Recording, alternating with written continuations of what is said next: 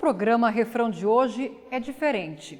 É uma homenagem e também uma despedida da nossa editora e apresentadora Andréia Facina. Durante os últimos 3 anos, o programa Refrão contou com a harmonia, a intensidade, o ritmo da voz e a força da presença dela na frente das câmeras. Andréia regeu com maestria as entrevistas com diversos cantores e compositores brasileiros. Trouxe cultura e alegria para a programação da TV Justiça. Mas, infelizmente, nos deixou cedo demais. Perdemos a jornalista e musicista que contagiava a todos com uma risada inesquecível e um profissionalismo ímpar, que você confere agora, nos últimos programas desta temporada do Refrão, gravados pela nossa colega.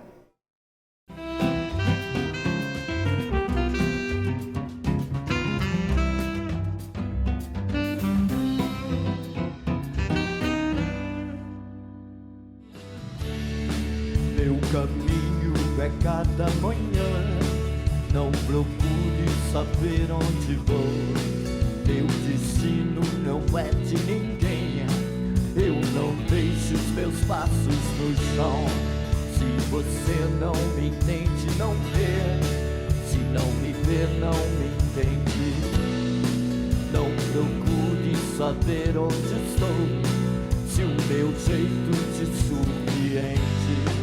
Se o meu corpo virasse sol, minha mente virasse sol, mas só chove, chove, chove, chove.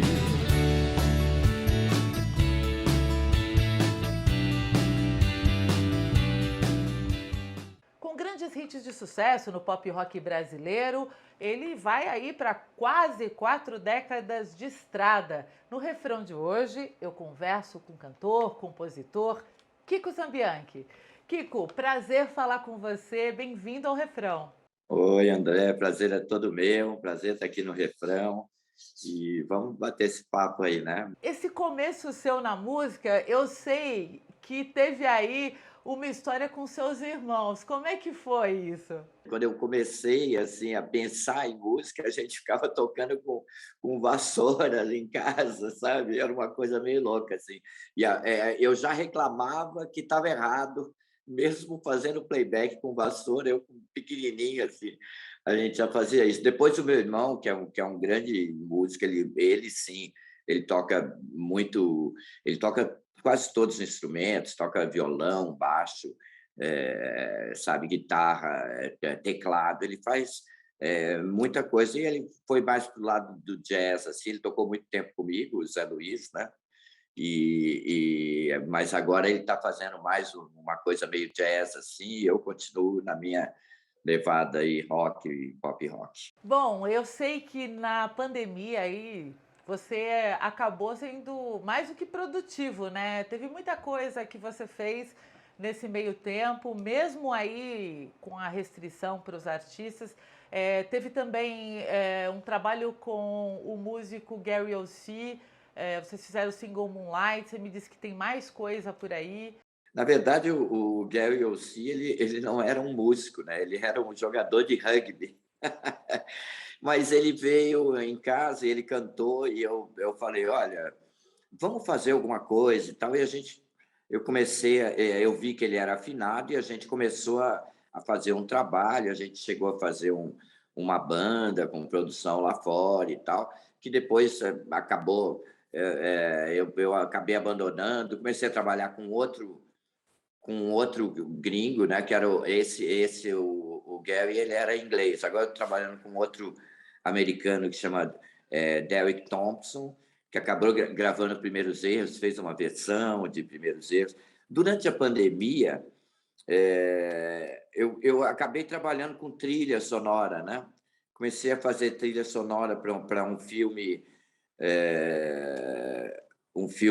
americano também, de uma produtora americana, e isso daí foi o que me salvou. Eu queria saber, você veio de Ribeirão Preto para São Paulo para começar a tua carreira. Como é que foi essa trajetória aí até você encontrar o sucesso? Eu comecei a tocar com 14 anos, né? Comecei a participar de festivais e comecei a ganhar muitos festivais em Ribeirão e na região ali de Ribeirão Preto, né? Então, dali, quando eu tinha 16 anos, 17 anos, eu já sabia que eu ia ser músico, eu não queria ser outra coisa, entendeu? Quase fui jogador de futebol também, mas não foi a minha praia, não. Realmente acordar às 6 da manhã e ir para um vestiário ali não era a minha praia. Eu comecei a ganhar festivais e acabou que foi isso que eu decidi na vida, né? Só que, assim, depois de um tempo em Ribeirão, eu comecei a sentir que a cidade já estava pequena para mim, sabe, algumas pessoas já... quando, por exemplo, eu participava de festivais ou de coisas assim, e as pessoas falavam, bom, não me davam mais primeiro lugar, já me davam segundo lugar, me apresentavam como veterano em festivais. Eu falei, não, então preciso mudar essa história, vou para São Paulo. E fui para São Paulo com 23 anos, né? Não foi uma coisa difícil, né? Aquela coisa de eu vou sofrer em São Paulo e passei fome e tal. Não. Em um mês eu fui contratado pela EMI, foi rápido, né? Eu mandei uma fita cassete daquelas antigas com duas, eram as C120, 190, sei lá. Mas eu sei, era 2 horas de músicas inéditas que eu havia composto, né? E aí a gravadora me contratou. Então, em um mês, eu voltei para Ribeirão Preto, contratado da EMI. Meu pai nem acreditava, ele falava, não é possível. Eu falei, não, mas é possível. E aconteceu, eu gravei o Rolam as Pedras, foi assim que tudo começou. Rolam as Pedras acabou te abrindo as portas e isso te levou a programas, né? Eu queria até que você fizesse um comparativo para mim entre como era tocar naqueles programas de auditório, né? E hoje, né? Essa relação com a gravadora do passado e hoje a relação com as plataformas de streaming. Foi muito interessante, porque eu era um moleque e eu tinha conhecido já o Gilberto Gil em Ribeirão Preto, que eu era cara de pau, né? Eu ia lá conversar com os caras chegavam em Ribeirão, eu ia lá com o violãozinho, tocava para eles. Eu tinha conhecido o Gilberto Gil em Ribeirão Preto, e a primeira vez que eu fui no Chacrinha, né, eu cheguei lá e estava o Gilberto Gil. Aí ele olhou para mim e falou, Kiko, o que você está fazendo aqui, né? E foi muito interessante isso. Era uma delícia fazer esses programas. Foi uma época muito boa, uma época divertida para mim, porque eu estava iniciando ali, né, um trabalho. Para mim, tudo era novidade. A gente tinha um diretor artístico que era mais ou menos uma curadoria, né? Que hoje não tem mais. Hoje, se você quer pegar conhecer ou ver um artista, você tem que procurar ele na internet, você tem que fazer uma pesquisa, né? E uma coisa que era diferente antes, que a gente tinha um diretor artístico que fazia ali, ele falava, ó, esses caras são bons, esses caras nós vamos lançar, né? Eu preferia antigamente, porque hoje a gente, junto com as coisas boas, vem a maioria de coisas que a gente não gosta, não aprecia. Acostumar com essa coisa da internet, né? Ainda tenho minha resistência, assim, não sou um cara totalmente ativo em internet, apesar de gostar, de procurar e de pesquisar na internet. Eu, assim, como pessoa, como artista, de ficar ali respondendo e tal, eu tenho muita dificuldade, né? Mas vamos lá, né? É o que nos resta. Bom, a gente vai ter que fazer agora o intervalo, mas daqui a pouco a gente volta falando um pouco mais desses seus sucessos, incluindo primeiros erros. Primeira parada do refrão, já já a gente está de volta, fique com a gente.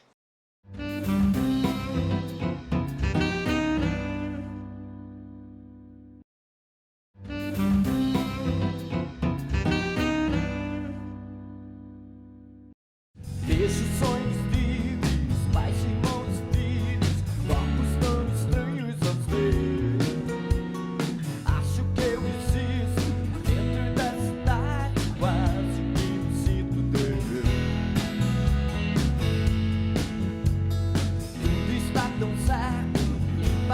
errar é onde não consigo dançar. Luzes da verdade, na realidade sempre estão mudando de lugar. Rolam as pedras, devem rolar. Eu sou como as pedras pra te encontrar. De volta com o refrão, hoje eu converso com o cantor, compositor, hitmaker, Kiko Zambianchi. Kiko, vamos falar de Primeiros Erros, né? Foi regravado aí pelo Capital Inicial, também pelo Lobão. Teve também aí, tem uma versão em inglês que você estava me contando. Me fala qual foi a mágica dessa música. Ai, olha, eu queria saber, viu? Se eu soubesse a mágica, eu teria feito mais algumas. Mas é realmente... eu compus num período que eu estava chegando em São Paulo, foi logo no começo, né, que eu vim para São Paulo, nesse mês aí que eu falei para você, que eu cheguei em São Paulo. E eu estava passando por uma dificuldade assim, né, do fato de eu ser de Ribeirão Preto, uma cidade pequena, e de repente estar numa cidade enorme, onde eu não conhecia ninguém, né? Então, isso aí, para mim, foi um choque, né? Eu ainda tinha um pouco de síndrome do pânico, né? E até hoje eu ainda tenho algumas coisas, mas eu consigo dominar isso mentalmente, não sei como, mas as coisas acontecem. E foi nessa época que Primeiros Erros surgiu.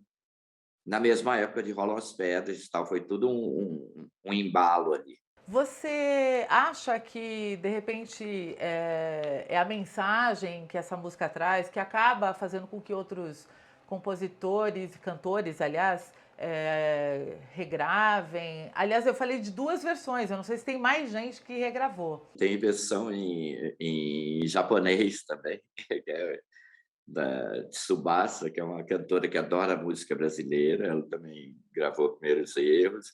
Tem, parece, uma italiana também, tem em francês também estão fazendo, e agora estão fazendo em árabe.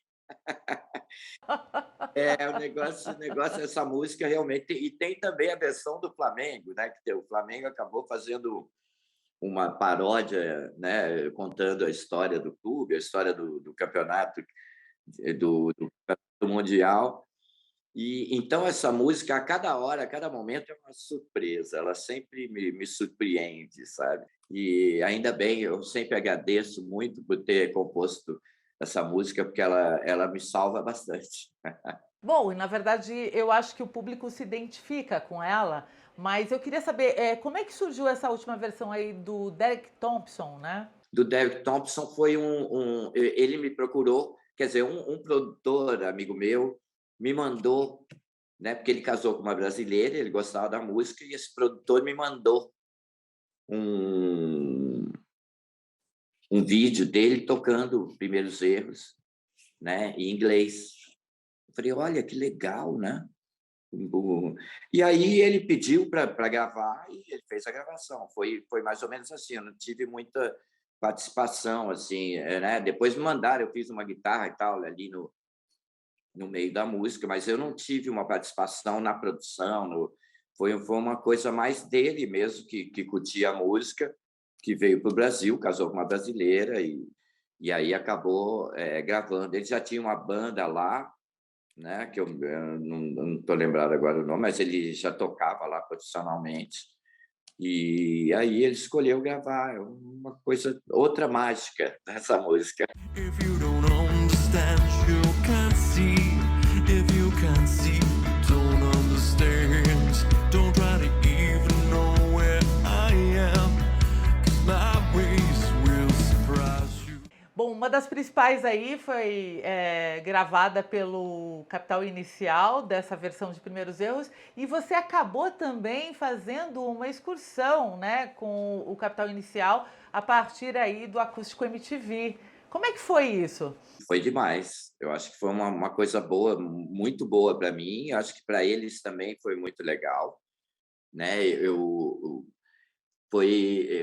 Foi assim, talvez o disco que mais vendeu do Capital, e numa volta, né? Porque o rock estava meio embaixo em 90, né? Eu acho que esse disco também ajudou bastante o rock and roll nessa época. Muita gente apareceu no rock and roll durante esse período. Muita gente se influenciou por essa fase, né, do Capital, e a gente viajou durante 3 anos e fizemos, assim, entre shows e apresentações, assim, mais de 500 apresentações.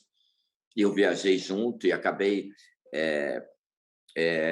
fazendo muitos shows com eles no disco também, participei dos arranjos, né? A gente realmente tem um contato até hoje. O Capital depois gravou mais outras músicas minhas, já são umas 6 músicas que eles gravaram, minhas, e a gente tem um contato até hoje. É uma banda que realmente a gente tem uma parceria que eu gosto bastante e que ajuda muito na minha carreira. Eu acho que também já ajudei bastante na deles, e a gente se diverte com isso, com esse encontro que foi muito legal. Eu adoro eles. E depois eu parti para a minha carreira solo, claro, porque entrei na banda para fazer o acústico mesmo, né? E eles continuam aí fazendo um sucesso enorme, né?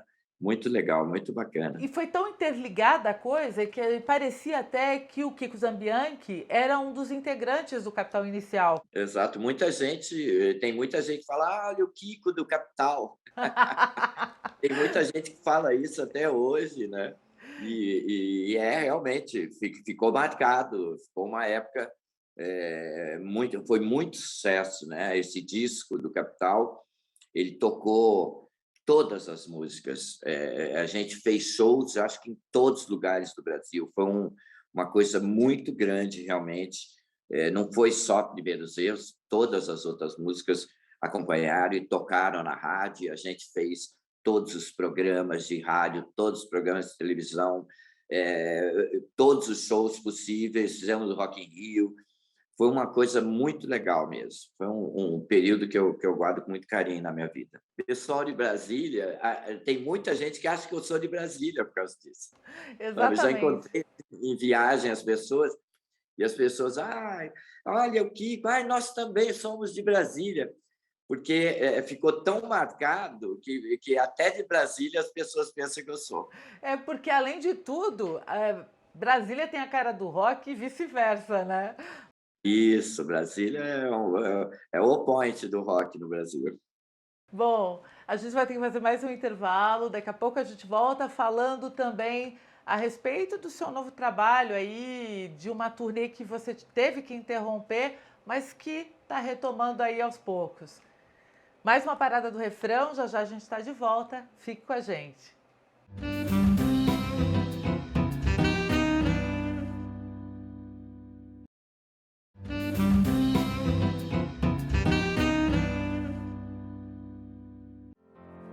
Hey Jude, pra que chorar por alguém que não te ama? Se o mundo agora te faz sofrer, tudo vai passar, você vai ver. Muita coisa vai fazer você mudar. Não tem mais razão de ser essa tristeza. Se alguém te faz sofrer, pra que lembrar? Mas ali tentar viver de esperança.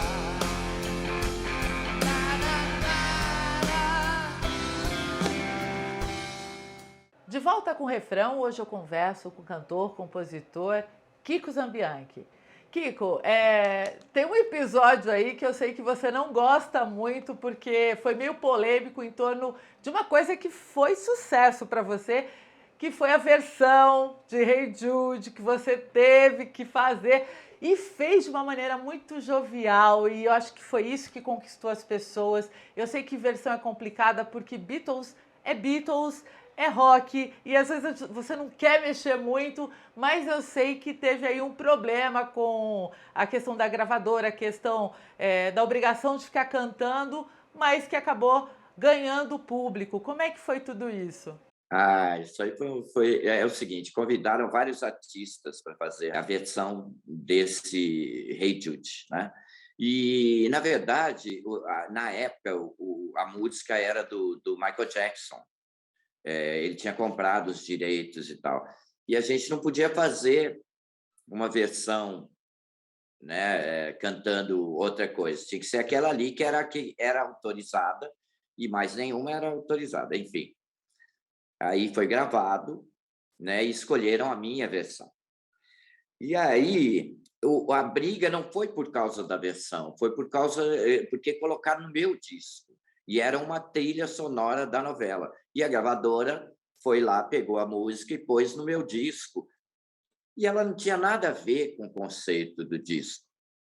Então, essa foi a grande discussão, né? E depois também ela foi tanto sucesso que eles queriam que eu meio que me tornasse um cantor romântico e tal. E aí é que pegou. Aí eu falei, não, espera aí, menos, estou fora, saí de gravadora e acabei, não foi prejudicial para mim, mas eu realmente não consegui encarar aquilo. Eu acho que eu jamais faria isso. Eu gosto, eu tenho as minhas músicas, minhas coisas, o meu jeito de compor e o meu trabalho. Então, isso aí é uma coisa que para mim sabe, é sagrada. Eu tenho que levar isso em frente do jeito que eu acho, da melhor maneira que eu acho que posso fazer, né? A partir do momento que a gravadora quis se intrometer nisso, então eu falei, olha, então eu não topo, né? Tô fora, deixa para lá. E fiquei um tempão meio isolado mesmo, porque isso aí para eles foi né, uma coisa assim que, poxa, como assim? Como que esse cara, né, tá falando que não quer mais? Bom, Kiko, você é um cara versátil e a gente sabe também que você já fez música para um rapper americano. Como é que foi isso? Durante 4 anos eu trabalhei com um produtor americano chamado Disco D, quer dizer, ele chamava David Salman, mas a gente assinava Disco D. E esse Disco D, ele veio para o Brasil, ele namorava a Luciana Vendramini, e aí um dia ele precisou de um estúdio em casa e a gente, eu precisou de um estúdio, eu tinha um estúdio em casa, ele foi em casa e usou o estúdio, e na época foi uma menina me pedir música, eu toquei, e aí ele escutou e ele adorou uma música, ele falou, nossa, essa música dá para virar um rap e tal. Eu falei, legal, vamos fazer então, tal. E fizemos, e o produtor de lá adorou, e não, vamos fazer mais e tal. E eu comecei a trabalhar com ele. A gente fez música durante 4 anos. A gente fez abertura de prêmios do Hip Hop Honors, que era o prêmio de hip hop da VH1 lá nos Estados Unidos, durante 4 anos. A gente fez música para rappers, né? Fizemos com o Lil Scrap, tem uma até com o 50 Cent, que é uma música que foi produzida em casa, que chama Sky Mask. Tem essa do Lil Scrap, a gente produziu, mas depois deu um rolo lá, porque os rappers americanos e esse pessoal, o pessoal que a gente estava trabalhando, é tudo gangsta, né? Não é só rapper, são os caras meio da pesada. E aí a gente trabalhou durante um tempão, só que esse cara veio a falecer, né? O cara que eu trabalhava com ele, e aí eu retornei de novo, porque eu já estava quase me mudando para Nova York, para morar lá e trabalhar com o rap, imagina, né? Eu acho que pouca gente sabe disso, né? Ainda mais eu com essa, né? Todo branquinho, né? E trabalhando com rap, mas verdade, trabalhei 4 anos com esse produtor e a gente fez bastante coisa lá. Bom, mas você continua aí compondo, criando. Você teve até uma turnê que acabou sendo interrompida pela pandemia, né? Sim, a turnê bem bacana demais, que a gente começou a fazer e depois teve a pandemia e foi interrompida. A gente continua agora com essa turnê, né? Estamos fazendo, inclusive no Rock Brasil 40 anos, a gente fez em BH e a gente fez no Rio de Janeiro também esse show, né? Agora ele está bem legal, cresceu bastante, tá bem bonito. E estamos continuando com ele. É uma pena, né, a pandemia, porque estava tudo andando tão legal, estava tudo tão bonitinho. A pandemia deu uma atrasada, mas agora a vontade de voltar, né, de todo mundo é cada vez maior, né? Cada vez que a gente sobe no palco, acabou dando uma energia ainda maior, assim, dessa vontade de poder tocar novamente para o público. E você está deixando a sua genética aí. Estão todos no caminho da música, é isso? Tenho algumas filhas, né? 2 filhas que trabalham com música, as outras 2 também trabalham com arte, e é muito legal. Eu tenho uma filha que foi para o lado do rock and roll, que é a Giovana, ela tem uma banda chamada Putz, e que é uma banda muito legal. Os clipes que eles fazem são muito bacanas, e as músicas são bem legais. E tem a Ana Júlia, que faz MPB, que é uma outra vertente completamente diferente. Aí tem uma jornalista e tem uma outra que é psicóloga. Eu tenho 4 filhas. E eu queria saber o seguinte: se um dia você pudesse ver seu passado inteiro... Eu tentaria fazer algumas coisas diferentes, mas eu não sei se eu conseguiria, porque eu ajo muito pelo coração. Então, talvez eu cometesse os mesmos erros de novo. Os primeiros erros, talvez. Sim, os primeiros seriam os mesmos. Kiko Zambianchi, foi um prazer te entrevistar aqui no Refrão. Muito obrigada, muita luz e ainda mais sucesso. Obrigado, André. É um prazer estar com vocês no Refrão, e agradeço bastante vocês terem me convidado. Foi um prazer. É isso, gente. O programa terminou. Você acompanha a nossa programação no site da TV Justiça, também no nosso canal no YouTube, no Instagram. E agora você fica com o som de Kiko Zambianchi. Tchau!